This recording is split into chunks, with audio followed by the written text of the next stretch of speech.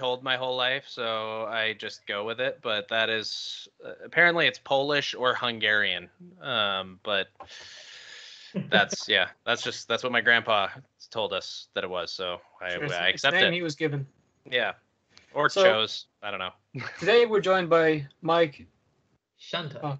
Chantaj. Chantaj. Yeah. I'm sorry, J confuses me. I'm so sorry. It's got a J. It literally makes no sense. Mike Chantaj. I got rid of the Gollum thing. We were just talking about how shit the new Gollum looks here. Look at that. Ugh. I can't imagine anyone else but Andy playing this dude. But why did they give him so much hair? Oh. Anyway. Well, he had hair for a while. You know, he became Gollum. He wasn't always Gollum. He was just a normal hobbit. He was a hobbit at one point. Well, what was his name? Smeagol or something? Smeagol. There's a lot of lore to Gollum, isn't there? Like a lot of big backstory to him. Maybe we'll understand it this game. Who knows? One day we'll know. So, Digress. Mike, tell us a bit about yourself and what you do. So I'm a filmmaker based out of Toronto, Ontario, and I do a lot of commercial work. Lots of like lots of like co-branded documentary stuff, which pays the bills, and I run it through my company. And then in between that, I make short films, creative projects, the occasional YouTube video. But that's basically in a nutshell what I do day in and day out in this room. So, do you have a YouTube channel? I do, yeah. Thomas, pull it up there. Yes, sir. It's Microbin Films. Just so everyone can see. Mike Robin. Oh, Robin. Whatever. Like there. Mike Robin. Awesome. MIC. Okay. Oh, my fucking computer. Microbin, like a small bin. Like a small bin, yeah.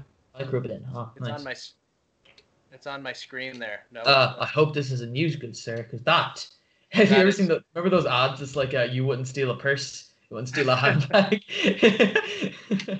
No, it's like basically it's like a portmanteau of my actual name, because my name's Michael Robin Chantaj, so it's Micro Bin. Oh yeah, Shazam! There you go. Boom.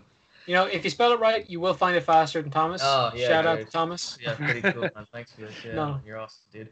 Anyway, I've just muted Jared for the rest of the podcast, and that's just gonna stay like that. Yeah. So you got a YouTube channel. That's pretty cool. Yeah. A whopping like 700 subscribers, so classic. We're on the same page. Fair play. Pretty much the same page. Yeah.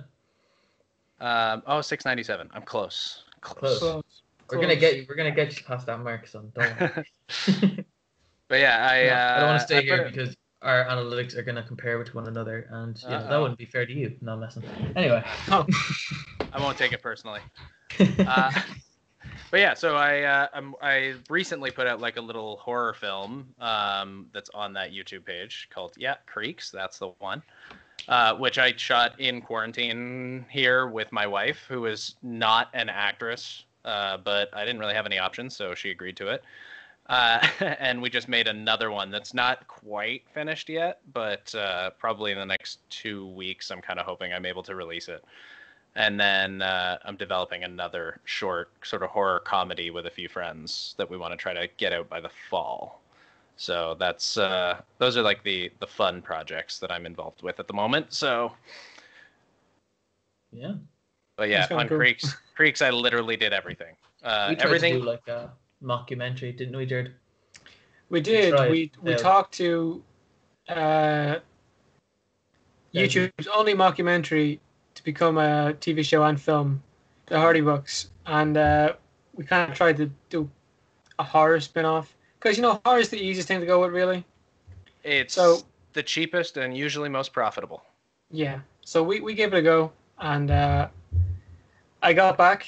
We shot it on my Canon 70D. There's no lens in it at the moment, but I came home, I started editing, and I said, "Fucking hell, I cannot use this." And we're still talking about doing it again another day. We got to go to shoot note day number 2 soon. Yeah. Yeah.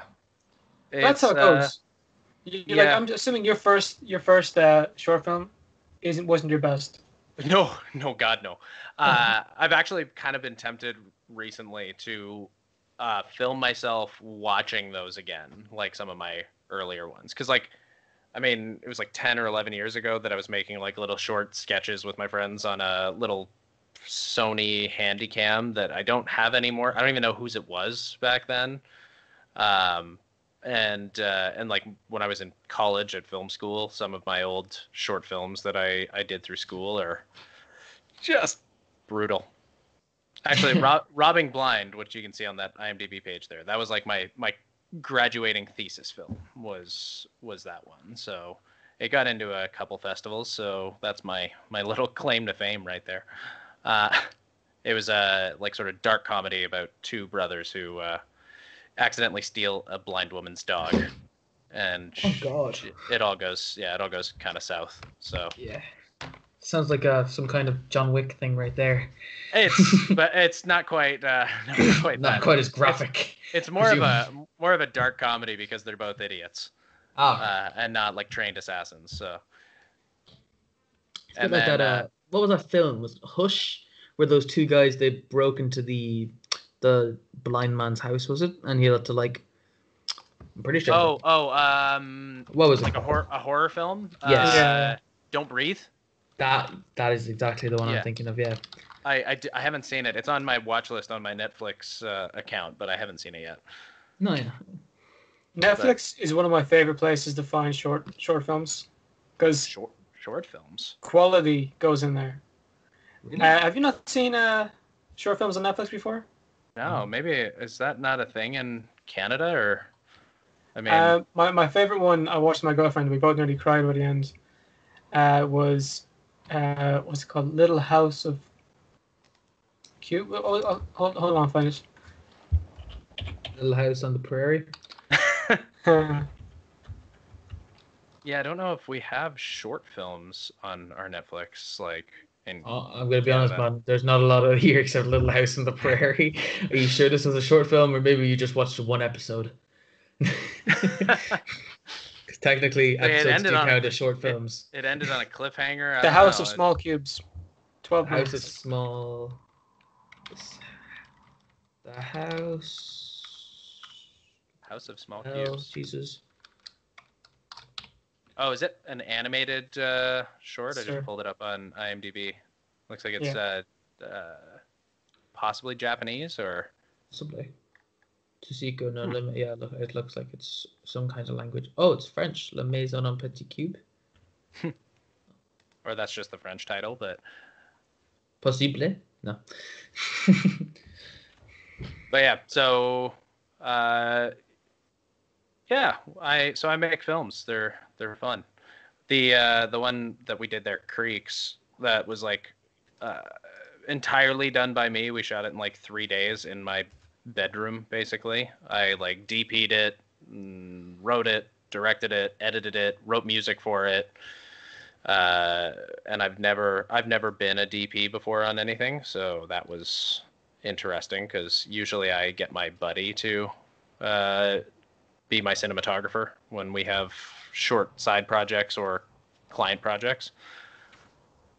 What are the funniest thing I've ever seen of that is every time I watch The Room, I love how it's just everything is done by him. It's like he's written, directed, starred in it, you know. And then he forgot all of the stuff he wrote. Yeah. Like You're tearing me apart, Lisa. So fucking. And then the sex scene where he's at her belly button. And then another short film on Netflix, What Did Jack Do? A detective interrogates a monkey.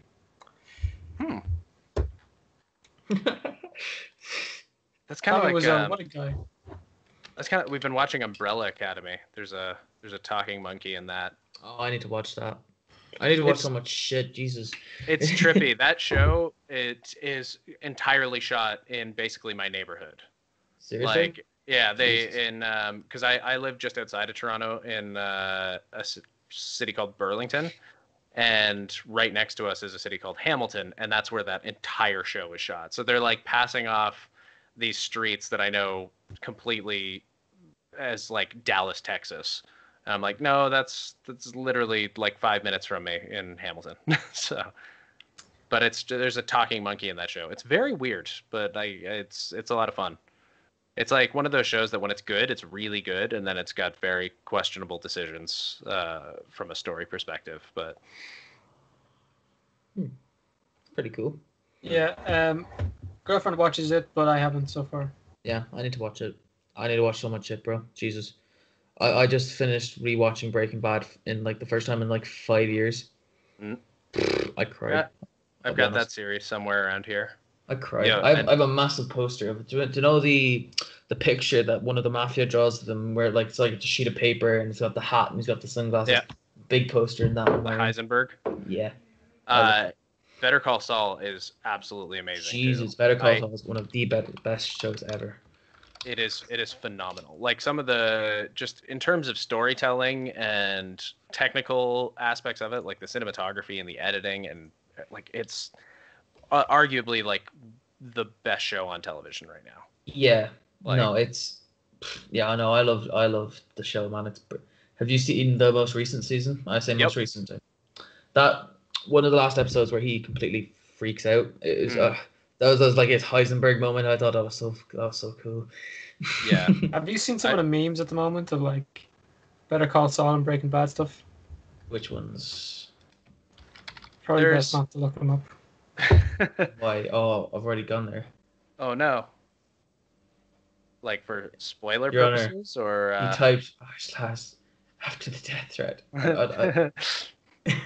What the fuck is this? Stickers? What was one of them? Yeah. Well, they had like on Reddit there was a big all the like crappy hand drawn comic memes that there was like shitty Breaking Bad or something, and they just kind of make fun of it might not be shitty Breaking Bad, but like if you had comic you might pull it up. I seen someone that was like what was it like?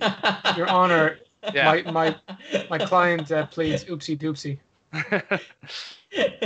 Your Honor, please. He was doing it for the vine. We just fought and shit. Being told, bitch, can you walk? Yes. The fuck, I'd never come back. Oh, and I love that scene. That's such a good scene. Yeah. Yeah, there's tons of these for Breaking Bad and Better Call Saul. They're so fucking They're brilliant. Yeah, no, Vince Gilligan, he's just fucking, he's great, isn't he? I mean, in terms of people who come up with shows and shit, this guy, he's the Scorsese of that shit. He used to work on X-Files too, back in the day. Did he? I didn't know that. Fuck. I'm like 99% sure that was kind of where he was like got started really. Yep, yeah, X-Files. Excellent. Like that was sort of his big break in terms of being a head writer on something. Speaking about being big breaks, what's been your biggest project so far? In terms of like client paid work or my own sort of like artsy side stuff or a little of both? Well, that question's up to your interpretation. So in terms of like sort of creative side stuff, there was a couple years ago we did a short film. Technically I was hired to do it, but it was with a really small company. It's on my YouTube page. It's a like short Zelda film. So we were talking about this. Yeah, I think you and I were like Instagram messaging a bit. So that was like, it was basically, I'm not working with this company anymore. I'm not going to get into it really, but we had some disagreements on certain business practices. But this was a proof of concept for some new type of like exhibition technology. And I actually like we made this like little Zelda film. And I ended up flying to Los Angeles for 2 weeks and had meetings at like Sony and Disney and Paramount and Universal to like pitch this technology with this startup. So that was kind of like the biggest sort of like creative project that I was like really heavily kind of emotionally invested in. When I watch it now, it's not great because we had to do a whole bunch of CGI and VFX work, and I'd never really done that before. So it's decent, but there's definitely some weak aspects of it. But we shot it all in one day at this conservation area outside Toronto. It was a 23-hour shoot day. Yeah, because we we could only afford the location for one day, so we were. That's really fucking taking advantage of just squeezing 23 hours. Yeah, I think our my wake up call for that shoot day was like 3 a.m. I was on site by 5, and then I think I got home at like 2 a.m. the next day. Because we had to like load in, shoot everything. The guy had to do all these like stunts. It was a wild day. But yeah, so I ended up going to LA with the guys from the company that sort of commissioned that, and we had meetings all over the city. So that was kind of like my first like real taste of Hollywood, and the only time I've been there. But ultimately, like many endeavors in the film business, it ended up kind of falling apart and not going anywhere. But then when I started getting involved in more like sports commercial media, there's been a couple things. Like recently, I directed a big commercial for a restaurant chain in Canada called Boston Pizza. So it was like 40 extras in the restaurant, and huge crew, couple day shoot. I don't know if you'll find it necessarily like on YouTube or anything, but I know it was like a broadcast commercial. Oh. And then we shot a whole other one, which then whoa, someone's phone is hitting my headphones. We shot a whole other commercial as part of this campaign as well, but then before we finished it, the pandemic started. So right now it is unfinished, sitting on my server and hard drives here, and I don't know if it'll ever get finished, but because it was to advertise eating in restaurants, and that's a little bit of a weird gray area right now in North America. Yeah. But then I've done other cool things like small scale corporate or like commercial documentary pieces. So like I've flown out to Vegas and shot with like NHL players down there a couple times. There was a series I did with Esso, which I don't know if they exist out in your neck of the world, but they're a like gas station basically. Yeah, no, we have that stuff over here. Yeah. We did like a travel series with a couple NHL players. So we flew all across Canada and shot. We got like a couple NHL players to go wake surfing while on the like Okanagan Lake in British Columbia, and had like a drone flying around and everything while they were doing that. So it's like lots of cool smaller projects where, you know, like I'm sitting out on the Okanagan Lake in a boat with an NHL player while he's wake surfing and a drone's following us. And I'm like, I'm being paid to be here right now. This is the weirdest sort of not quite what I expected my career to kind of go down. I mean, granted, I went to college hoping I'd like graduate and make movies, but that doesn't usually happen. So you kind of have to be a total savant or have the right connections to be able to pull that off. And it is kind of a thing of who you know. Yeah, I mean all this. No matter how far down, like you go, it is who you know. Even if you want to be an extra in something, if you know the person who's casting the extras, you'll probably get in. Yeah, I mean all this stuff that I got through like this sports network in Toronto called Sportsnet, because I've been working for these guys like on a subcontract basis for 5 years now.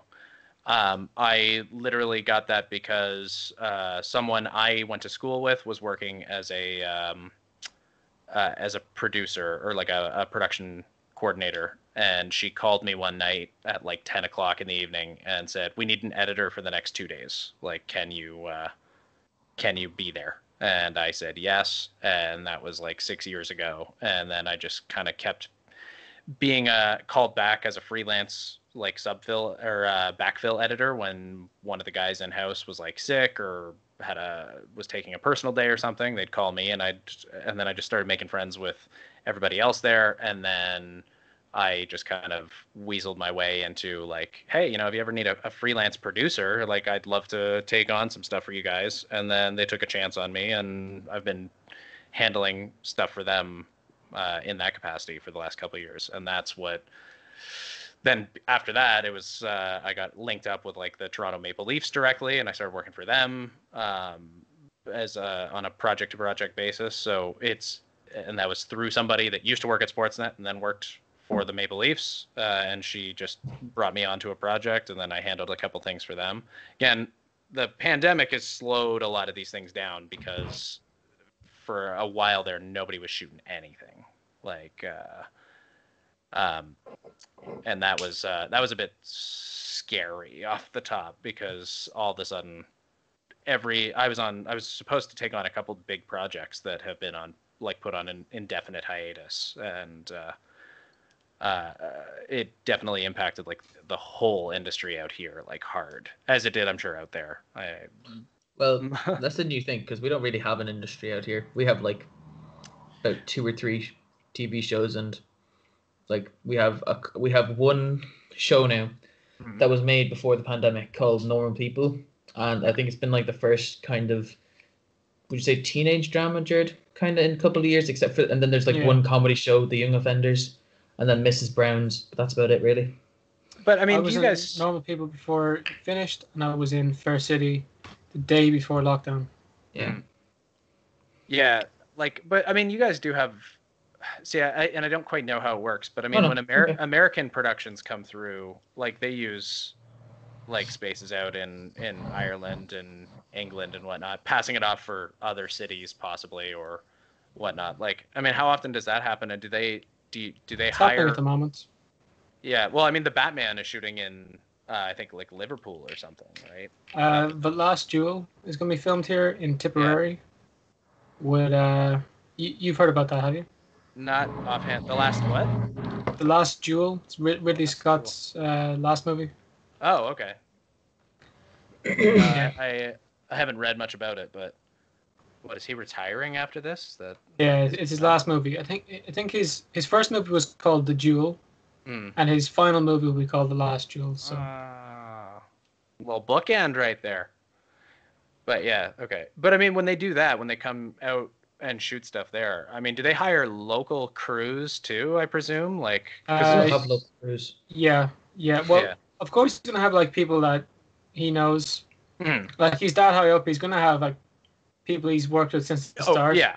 But his a lot of Irish cinematographer crews and have been picked for this.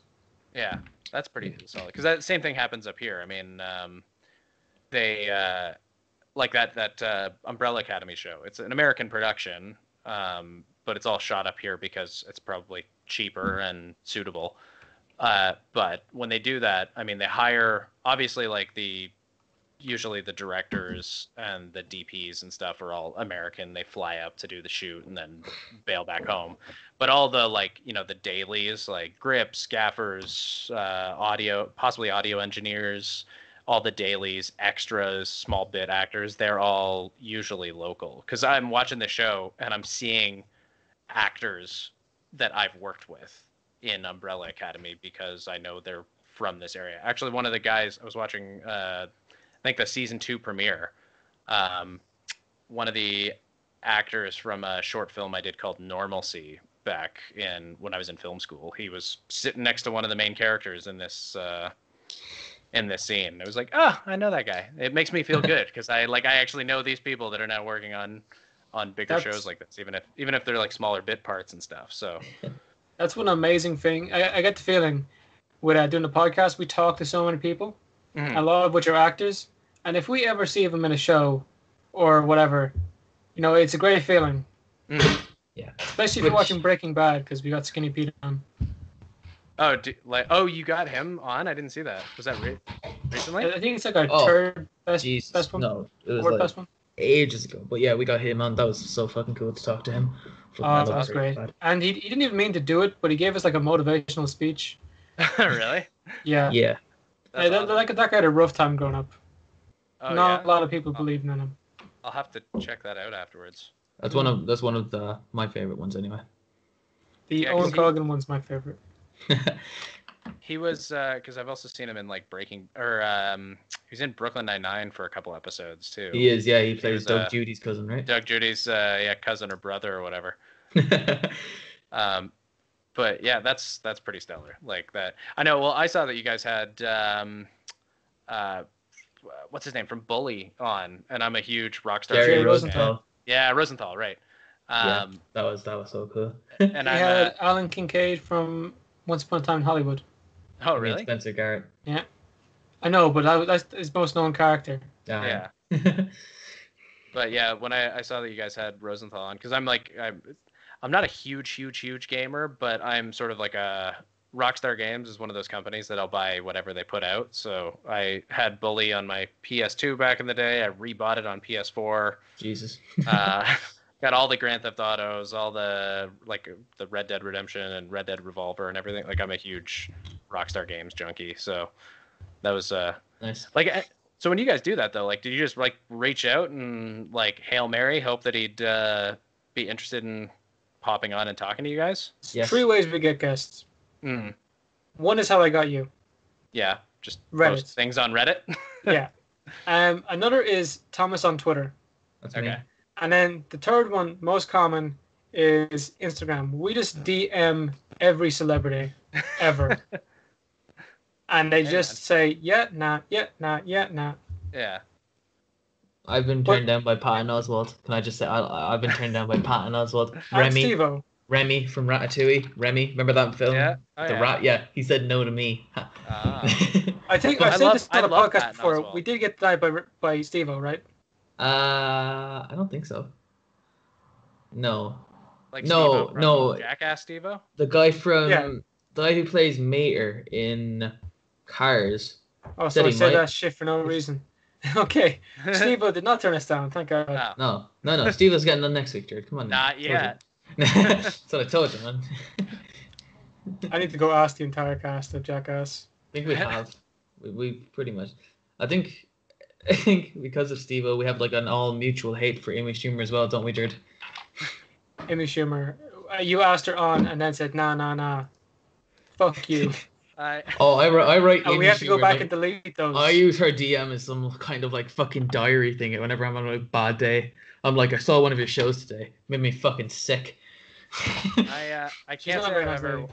I can't say I've ever watched her, so I'm not Oh. I'm not Lucky going you. to Look at you. No, Amy, Yeah. she's just like the most unfunniest fucking person alive, and has this massive Her- platform. Mm. She Her doesn't humor deserve. is nearly always against someone else. punching down. Yeah. And then there's like fucking 50-minute videos of her stealing other people's jokes. Stole one from Ellen and then told it to Ellen. That was a fun. check that out. Ellen used to tell this joke about eating popcorn. I don't know, sounds fucking stupid. Ellen's not funny. I don't know why she stole the joke, but she told this joke about how like people like when they're eating popcorn, they have one at a time, and by the end of it, they're like doing it by the clawful. Do you know what I mean? Yeah, you get them. And Get then your Amy entire Schumer went hand on in Ellen there. and told that exact joke to Ellen. Like at the same time, I'm so skeptical of how media is produced that I wouldn't be surprised if that was somewhat planned. Oh yeah. Like, you know what I mean? Like that was them like pulling out the joke about how she might maybe stealing other like comedians stuff. Like it's just because I mean my experience in doing all this stuff is everything's so scripted and everything's so kind of like planned, right? Even Not if this, it's like I mean we do interviews with athletes and it's like we have them like walk in and pretend like they just walked into a space despite the fact that they've walked in, met everybody, we've labbed them up, and then it's like because everything's so constructed and everything's about PR, right? So I don't know. I'm not gonna make assumptions though. So No. You're right.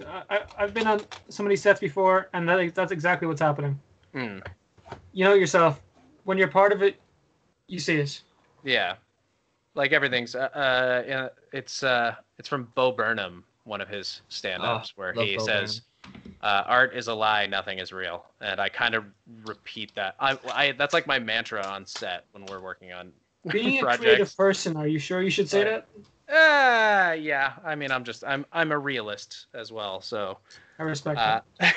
So what you're telling me is that this isn't real, then? Is that what you're trying to say, then? I'm saying No, continue. No. Stick to your guns here. No. Come on, stick to your word. Don't be some kind of hypocrite now. So you're telling me that Leonardo da Vinci didn't paint the Mona Lisa?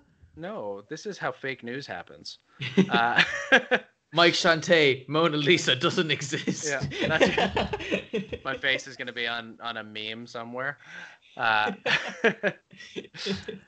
you're right. That is how fake news happens. Everything's carefully constructed. Everything's carefully constructed, and contemporary art is a lie. Nothing is real. See, now that's everybody's selling something. That is true. So actually, plot thickens. But we're trying to sell a podcast. Yeah, it's free. Exactly. Well, you want Someone to buy our podcast. eventually sell it or monetize it in some capacity. So yeah. Well, right now we don't. We have every intention of doing it because we want to do more with it, and there's only so much you can do with what we have. Money. Well, yeah, exactly. Well, I mean, I did the same. Before the pandemic, I was doing a podcast as well. Can we pull it up there? Yeah, it's on the same YouTube channel. So I was getting, because I work with so many different people who are in this business in different capacities, right? Whether they're on camera, like my buddy is a professional voice actor. He's like a network voice in Toronto. And so I was like, I'll just get people out and talk about like because I have a bit of a little issue, I think, with the sort of spree of like YouTube filmmakers, like the people who constantly do like gear reviews and yeah, I've rarely ever seen a lot of those so-called filmmakers' films. Yeah, exactly. That's what I mean. Like, I mean, and I've learned a lot from them. I mean, I'm still of the mindset that like if you can't afford to go to like say film school or something, you can go to YouTube University and there's tons of resources. But like a lot of this stuff is like they don't teach you. They might teach you like little techniques as to like how to do a certain editing trick or something, but 99% of them are let's shoot, like they're shooting stuff at 120 frames per second. It's like I don't know how many coffee montages I've seen on YouTube. Shout out to Peter McKinnon. Yeah, totally. And then, but they're not teaching people how to be filmmakers. They're teaching people how to be YouTubers. So I kind of had this idea that like I know all these actors and producers and other people working in the film business in Toronto that I could like sit down with and literally like shoot the shit about what it's actually like to work in the film business. Because majority of people, if you're going to get a job in film or media, you're going to be doing something like what we're doing, where we're working for clients and someone contracts us to go out and shoot something. So it's like, let's talk about that. So, I mean, I had a couple people like, if you can see there, like Del Hartley is a like R&B singer from Toronto. I had one of the Sportsnet hosts that I work with a lot. She came out and did one about being like an on-camera sort of journalist personality. My buddy was a voice actor. I had a DGC, which is the Directors Guild of Canada, editor on. So like she works as an assistant editor on feature films and television series. And it's like, this is what filmmaking careers like really are, not YouTubers. But I was running into the same problem because I don't know if you like pull up one of those YouTube videos there, like from the podcast, yeah, like me and Del, it's like we're sitting across from each other. So I'd set up like a 3-camera setup. If you jump forward, you'll see it. And then I'd have to edit this down, and that takes time. And when I've got clients who have work for me to do that's going to actually like pay me, it's tough to like follow through with these sort of like creative side projects if I'm not getting paid to do them. So yeah, like time is definitely a big thing. It's your most valuable asset, man. Yeah. Even with these, we do not edit them because of the fact of not having enough time to. Yeah. We're all going to college next year, so we're trying to find, or this year actually, fuck. Yeah. We're going to college. September's around the in corner. about a month. Yeah. Not a year, and myself and Thomas are doing the same thing. Dara's not here today. He's doing marine biology. He's moving tomorrow, I think.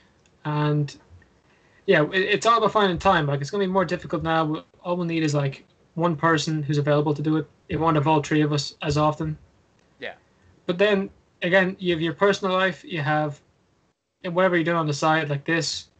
Yeah, you have work as well, work or school. Like, it's tough, time man. you waste.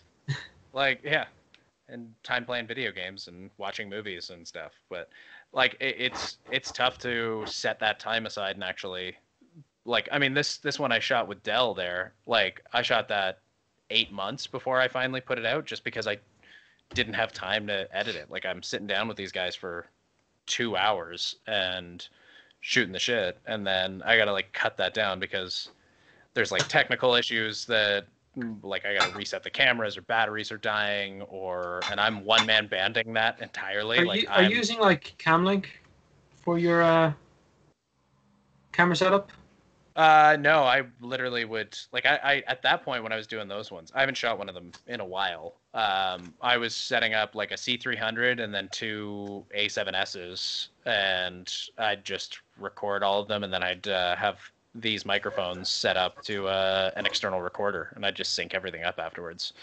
Because it's like it's like me and the one person, so I'm like technically lighting, recording, filming, and interviewing. And you can't afford Jamie yet, no? Is that Seth Rogen's person? No, that's Joe Rogan's person. Or sorry, Joe Rogan. Sorry, that's who I meant. Yeah. No, yeah, I had an assistant, like a student, come out a couple times and help me manage stuff, like in exchange for,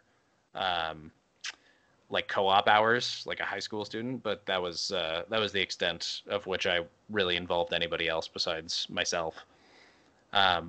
Plus, it would be kind of just like run and gun. Like, when someone was available, come out, I'll set everything up, and I'd try to like bulk shoot them as well. I'd set everything up because it would completely take up my dining room and living room, and I'd leave like cameras and lights downstairs for 4 days while I record like 3 or 4 podcasts, and my wife would have to navigate around the house accordingly, because I don't live in a huge space. So, but yeah, like pulling off all that stuff is not it's not easy with how much time it takes. Like, I mean, Creeks, which me and my wife shot, like, that took 3 weeks to edit, and that was when I didn't have clients calling me because of the pandemic and everything. Like,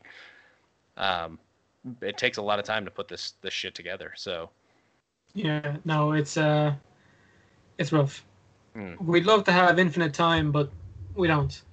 Yeah, it's the most valuable asset. So, like, even with this, how many times we have to try to get this going? And I apologize for that as well, by the way. No worries. Sorry about that.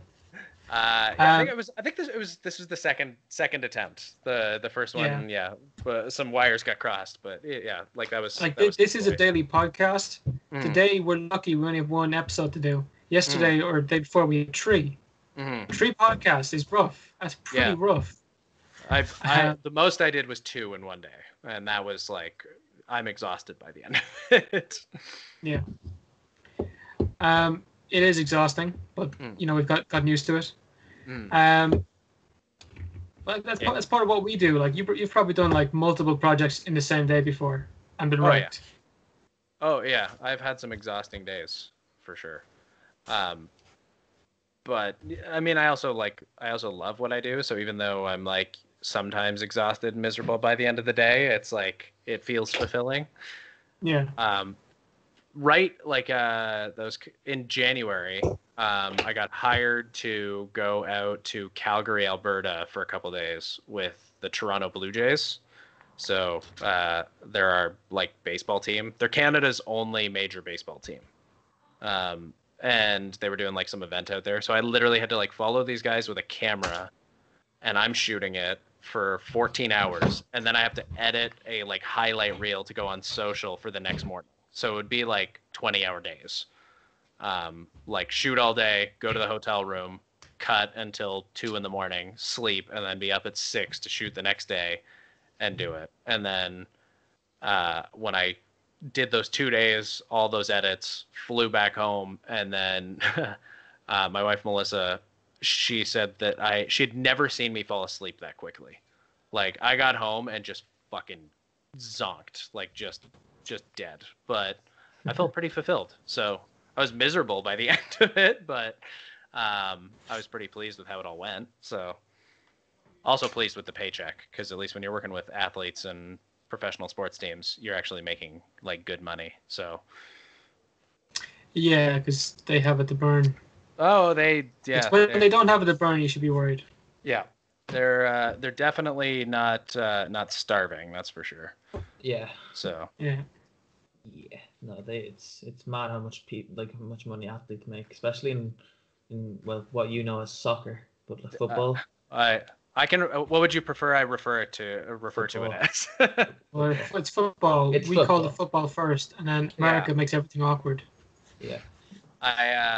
Okay, I'll call it football. I mean, those guys make even more money than like NBA players and NHL players out here. Like, I mean, like a high-end NHL player might make like $7 million a year, like US dollars.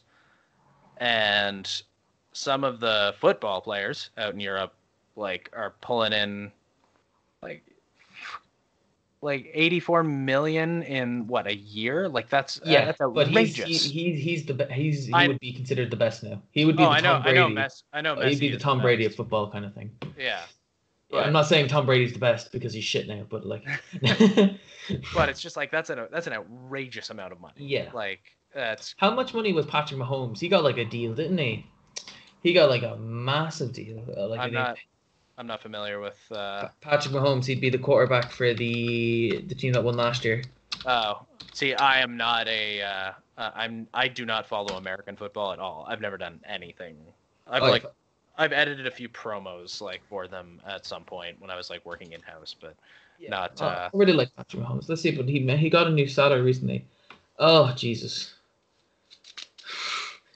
Yeah, that's 10 million more than the next player. There's got to be some resentment there. You know what I mean? Of course. Like, even if you're like, that your teammate is like the best in the league or something, to pull in 10 million more per year than like you, that's, even if you're making more money than you could ever spend in your life, like that's wild. That's it's such a weird that must be a weird dynamic.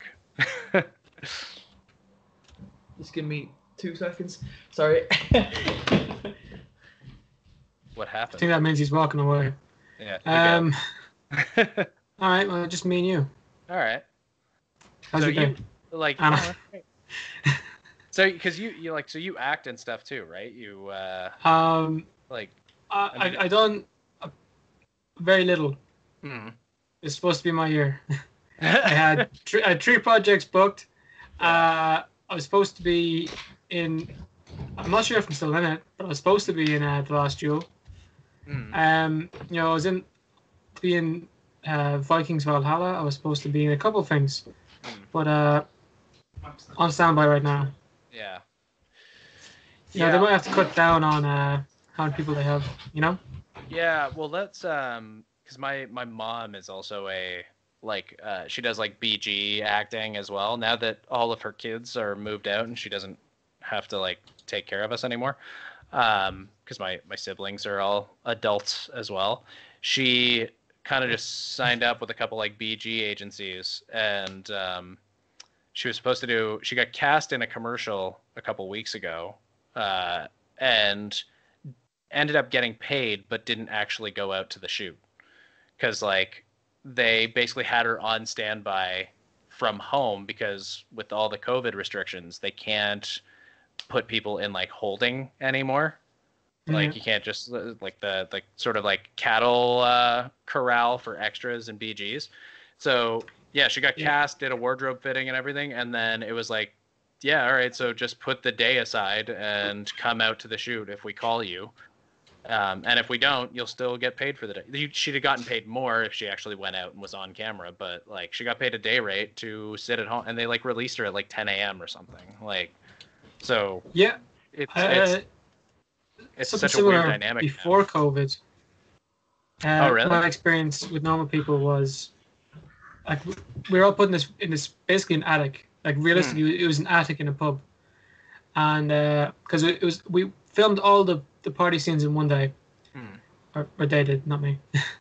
So we're all stuck up there, and then there's smokers in there, and they're getting a bit agitated because they haven't had a cigarette in about 4, 5, 6, 7 hours.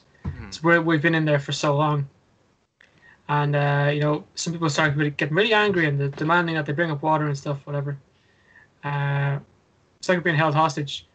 But, like, literally, anywhere you could lie down, there was someone. Every seat was filled, and then there was just those awkward people who didn't get the seat in time, standing around, looking around for ages. And every plug had been used. But, yeah, some people didn't even go on camera that day. Yeah. I know there was always one girl, she was a student, and she just sat up there. She didn't want to be on camera. She got the free food. She got to do one of her assignments or whatever. Was get her work done, and then took a nap. Yeah. And she left and still got paid. Same as the rest of us. Yeah, I mean maybe it's yeah, that was like the restaurant commercial I did back in the fall. Like, yeah, we had like 40 extras, and it was basically to do a big wide shot of the restaurant. So it's like, we wanted every seat filled, and they were supposed to be watching a hockey game, so we're like, cueing people with a megaphone to like, all right, and 3, 2, 1, give us a big cheer and like high fives and all that sort of stuff. And then so we did like a wide full master of this restaurant with all the seats filled. So we actually did technically bring everybody out on camera, but then in the edit, they didn't like the big wide shot. They wanted to go with like a tighter single of a table reacting. So there was like a whole bunch of people that came out, got paid to basically sit in a bar for half an hour while we shot this big wide cheering shot, and then didn't end up making the spot. And oh, wow. Like, it's, but they're all still getting paid their day rates. And but now, like, because of all these restrictions, everything's so like shrunk down. And I guess like with this spot my mom was supposed to do, they just were like, all right, we're not going to need her for the day. Like, she went to a wardrobe fitting, got paid for that. She had the day set aside, got paid, but didn't end up actually having to go out. So I guess it just like saves now the talent from needing to actually be on site. But like, you're still Some getting say cast. It was her biggest break, Some say that was going to be her big break, and you fucked it up for her, Mike. If I'm being honest with you, bro. I didn't do it. Did an ad for Super Value, and Jared was the hand. Taken for 2 days. Yeah. Both days were 8 hours each. The ad was 22 seconds long. I was in it for a total about 3-4 seconds. I've been there for so long. I don't think the ad exists, Jared. But it was great. Our Zelda film. You can look it up. You can look it up right now, Thomas. What is it? Super Value, yes? Super Value ad. Super Value ad. Most recent. Oh, okay, Jared. That was like the that Zelda film, man. 23-hour shoot day. Oh. Then 4 months of post-production, and it was 4.5 minutes long. Jared, your claim to fame. Biggest cuts ever. Where is it, Jared? Huh? That you there, man? Is that you? I like the way you did your hair that day, Jared. You look pretty good there, man. I know you did this ad. I haven't seen it anywhere. Yeah. Yeah, it's kind of interesting from my perspective too. Like, when I see the stuff I've like directed or edited on TV, because I don't watch sports or anything, so I'm very seldom actually watching the network that the stuff I work on airs. But then it's like I'm at my folks' place or something for dinner, and my dad is a huge hockey fan, so it's always on there. And then that's when I actually see stuff that was like produced and edited in my spare bedroom of my house, and now is airing nationally across the country to hundreds of thousands of people. It's a trippy feeling. Yeah. So do you have to like deck out your computer for that kind of stuff? Yeah, so I built a custom machine. I would turn my laptop around, but it's all wired in to my audio interface and stuff. So I built a custom machine. I got 3 monitors with a calibrated full screen color monitor mounted on the wall. You could probably see a little bit if I turn this here. I've got like these big giant speakers. I don't know how bright. Can't really see because of the light. Yeah. There. Oh, there we are. So I got like these big speakers. So yeah, I basically dumped a good couple grand. That was like the first investment I made when I started my company. I decided not to get a real job and try to go freelance and find clients. And I built like a $3,000 Hackintosh, basically. $3,000. Fuck me, man. Yeah, 3,000 Canadian. I don't know what that would be in euros or. Do you guys use euros? Yeah, we use euros. Yeah, we use euros. So probably two grand and change, maybe. What was our old currency called, Thomas? The punt? Pounds, yeah. We used to use pounds, dude. It was Irish pounds. Yeah. So okay, so 2,000 euros almost. Yeah. So that was like I basically because I graduated college with no money but no debt, like no student loans. So I had a couple $1,000s in savings because I worked like a dog all through college, and then just dumped it almost entirely into building a computer, and I used that Hackintosh for 4 years before it really started getting unstable, and then I upgraded and I built this one for about the one that I'm currently on for about 5,000 Canadian, and that's what I'm currently using. That was about almost 2 years ago now. In Pakistani rupees. So yeah, 3,200 euros. Pakistani rupees is coming up. I've never been to either. I've never used rupees, or I've never been to Pakistan. That's so weird. Yeah, so I dumped about five grand into this, but then like on my old computer, there were upgrades I did. Like initially, I didn't have these speakers, I didn't have the audio interface. I upgraded the monitors. So there's like a couple probably $1,000 in just like upgrades over the years to my old one, which then I carried over into this new machine.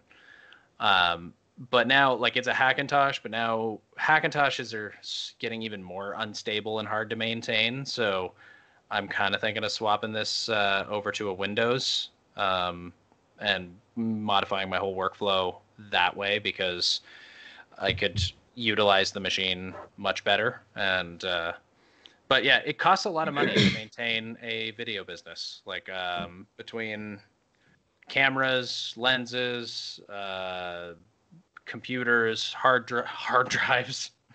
I recently added it up. I went through like my closet and all my archive drives. I have like over 100 terabytes of hard drives here that I've accumulated from multiple projects. Like it's yeah, like me and my one of my collaborators, we own like a C300 Mark II. So that was I think like after taxes and all the extra peripherals, it was about $20,000 camera, like taxes and peripherals in. So we like split that at 10 grand each. I have to ask why, because I've seen so many of the videos of like $500 camera versus $5,000 camera. Yeah, and then or you put like the 5,000 in the hand of a beginner, and then the 500 with a pro. Yeah. The $500 camera will look better in the hands of a pro than a $5,000 camera. So it's cameras are like, it's diminishing returns. The more money you spend on it, the less you actually get. It's usually like the less additions and stuff. It's usually little specifics that you're paying for when you buy a more expensive camera. So like we bought the C300 Mark II almost 3 years ago, or two years ago. So now they're on to the Mark III. So the Mark II will probably be considerably cheaper than it used to be when we bought it. But one of the reasons we did that is because me and my guys are doing so much broadcast, run and gun documentary stuff. So benefit of the C300 Mark II is that, like, if we're out on site in an uncontrolled environment, say at an event or shooting B-roll with an athlete or something, if we're going from inside to outside to inside to outside, we need to constantly change our exposure, right? So the C300 has internal ND filters, so you literally click a button and it'll cut the light to the sensor. So then you can run inside and outside and click like 2 buttons and then be exposed properly for your new space. And it shoots like higher bitrate footage, which gives us more like more range and color correction and finalization and everything. As opposed to if we were running around with like a little mirrorless camera, like a $2,000 Sony A7S, if we run inside and outside, then we have to like literally physically strap an ND filter on and screw it on and then check the exposure with that, which, you know, might only take 2 minutes, but when you're, if you don't have those 2 minutes to spare because the moment is passing, then you miss the moment, especially in something where you're not controlling the talent or the event that's happening. So it was like, you know, when we're in all these uncontrolled indoor outdoor environments, like we did a whole thing called Craft Hockeyville, where they, like a small community somewhere, would get to host an NHL game. We're in this community and we're in the arena shooting with players, and then we got to run outside because there's like, they're doing a parade outside and we need to be out there to catch that. But then immediately after that, we got to run inside and do an interview with somebody. And it's like, by having this more expensive camera that has these like tiny little things that are not necessary, but they're more about just convenience when you're in these sorts of environments, that's kind of what you're paying for. Because you can go all the way up to like a $90,000 ARRI Alexa, and there's benefits that come with that. But the difference between $90,000 ARRI Alexa and a $20,000 C300 Mark II is much smaller than like the $500 Sony camera to the $2,000 like Sony A7S Mark II or something, right? Like, have you ever worked with an ARRI Alexa? Yep. I've never. Pretty intimidating. Not really. Like, I'm not usually the person operating it. So, like, my Boston Pizza commercial was all shot on ARRI Alexa. I've cut ARRI Alexa footage, but I usually, like, with all those, it's been my cinematographer working with it. So he's the one physically operating the camera and everything, or he's got his camera operators doing it.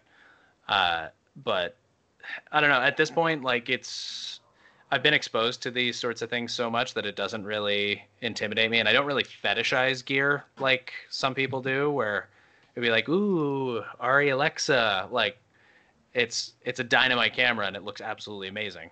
But to me, it's just another tool that if you can afford to have it, great. If you don't need it, then you can get away without it. So, yeah. But yeah, like we've got these cameras. One of the other guys I work with a lot has like 3 Red cameras that he owns. Camera simp. Jared's well into his cameras anyway. Yeah, kind of. I just bought the Blackmagic Pocket Cinema 6K, so that was my most recent investment. We have a director on who made a movie on the 2.5K. Yeah, like the old Blackmagic. Yeah. Mm. The next little horror film that me and Melissa did is shot on my 6K. I bought it because we did Creeks on my C300 Mark II, and it was just, the camera's too physically big to efficiently operate as a one-man crew when you're like trying to pull focus and pan and tilt and direct your talent all simultaneously. So I wanted something a bit smaller that I could then use when production starts to like actually ramp up again as a new B camera that I could charge clients for its use and everything. So, and then I'm planning on buying the Sony A7S Mark III, I think, because my A7S II is starting to show its age. Not bad. So you're getting decked out. Yeah, I spend a lot of money on gear, but I like do it intelligently. Like I don't. I'm not a camera sim, but I spend a lot of money on cameras. But in my defense, I have a plan and a strategy to actually recoup the investment. on the camera itself. So it's not like, because that's, again, with all the YouTubers, it's like they do these camera reviews and everything, and they get you stoked on the specs or whatever. But unless you have a plan for how you can actually monetize that camera, then you're wasting money unless you can actually start to generate revenue off of it. So that's like, I mean, I also shoot stock footage just as a side hustle. Like, and when I go out on like a hike or something, I'll bring my camera and shoot footage and then sell it. Has it worked at all for you? Yeah, I've been at it about 2 years. I've sold over $6,000 worth of stock in the last 2 years. Oh wow. 6,000 US. Jesus. So yeah, That like is those stock images you can find online now that you're just like, I don't know how stock works at all, to be honest with you. Yeah, it's just like Pawn 5 or Vimeo stock or anything. All those things, you just put footage up. I wonder if we ever like showed one of them before. It'd be kind of funny. Like we've showed one of the stock images before. Well, I don't do stock photos. It's all video. Okay. But yeah, like, so anyone could buy. I've actually seen a couple of my shots like in the wild, which is trippy. Wow. Like the Ontario government bought a drone shot that I did at my buddy's cottage, and it was literally advertised to me on my Facebook one day. Yeah, and I mean, like, the sales can range from like $2 or something, depending if they bought it like a little tiny like 720p Instagram license, or it could be, I think the biggest sale I've ever made on a single clip was like $240. So That's not bad.